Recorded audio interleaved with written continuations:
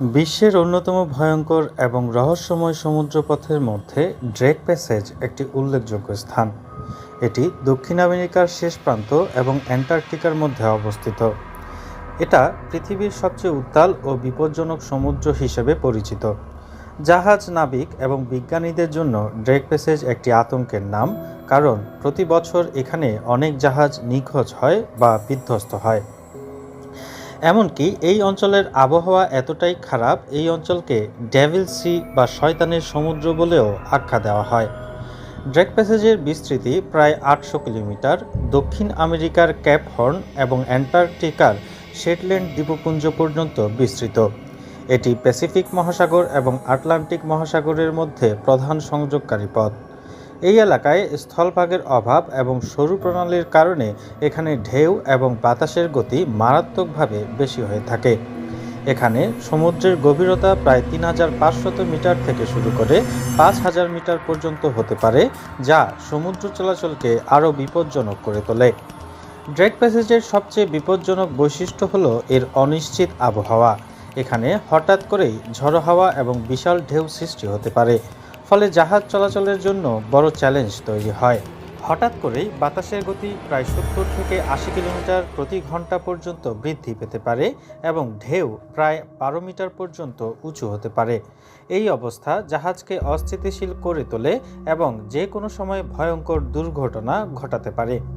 প্রতি বছর এই ড্রেক প্যাসেজে প্রায় ৮০০ জাহাজ নিখোঁজ হওয়ার খবর পাওয়া যায়। নিখোঁজ হওয়ার কারণ হিসেবে অনেকেই আবহাওয়ার অস্থিতিশীলতা, ঢেউয়ের উচ্চতা এবং সমুদ্রের প্রবল স্রোতকে দায়ী করেন। অনেক জাহাজের নিখোঁজ হওয়ার পর কোনো চিহ্ন খুঁজে পাওয়া যায় না, ফলে অনেকের কাছে এগুলো রহস্যময় ঘটনা বলে মনে হয়। ১৯৫৪ সালের আগস্ট মাসে মেরি সেলেস্ট নামের বিখ্যাত জাহাজ ড্রেক প্যাসেজে যাত্রা করেছিল। এরপর থেকে আর কোনো খোঁজ পাওয়া যায়নি। এই ঘটনাটি সেই সময় পুরো বিশ্বে আলোড়ন তুলেছিল এবং ড্রেক প্যাসেজের ভয়াবহতার একটি উদাহরণ হয়ে দাঁড়িয়েছিল। বিজ্ঞানীরা মনে করেন ড্রেক প্যাসেজের এই ভয়াবহতার কারণ হলো এর ভৌগোলিক অবস্থান এবং সমুদ্রের স্রোত। এখানে সমুদ্রের স্রোতের গতি অত্যন্ত বেশি, যা আটলান্টিক এবং প্রশান্ত মহাসাগরের মধ্যে বিরাট পরিবর্তন আনে। এছাড়া দক্ষিণ মহাসাগরের চরম শীতল পানি এবং উত্তরের তুলনামূলক উষ্ণ পানি মিলিত হওয়ার ফলে অনেক সময় সাইক্লোন বা ভয়ঙ্কর ঝড় সৃষ্টি হয়, ফলে অনেক জাহাজে আক্রান্ত হয়ে হারিয়ে যায়।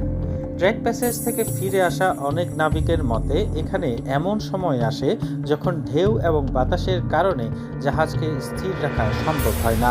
জাহাজের প্রায় ৫০% ঢেউয়ের নিচে চলে যায় এবং এর ফলে জাহাজগুলো বিধ্বস্ত হয়। অত্যন্ত বিপজ্জনক হলেও ড্রেক প্যাসেজ এখনও অনেক অভিযাত্রী এবং বিজ্ঞানীদের জন্য একটি বিরাট আকর্ষণের কেন্দ্রবিন্দু। বিশেষ করে অ্যান্টার্কটিকা অভিযাত্রীদের জন্য এটি একমাত্র সমুদ্রপথ। তবে তাদের প্রতিটি মুহূর্তেই সতর্ক থাকতে হয়, কারণ সামান্য ভুল বা অবহেলা জাহাজ ও জীবনের জন্য মারাত্মক হতে পারে।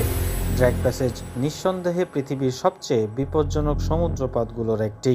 এখানকার জাহাজ নিখোঁজ হওয়ার ঘটনাগুলো এখনও পুরোপুরি সমাধান হয়নি এবং এই অঞ্চলটি এক গভীর রহস্য হয়ে রয়েছে।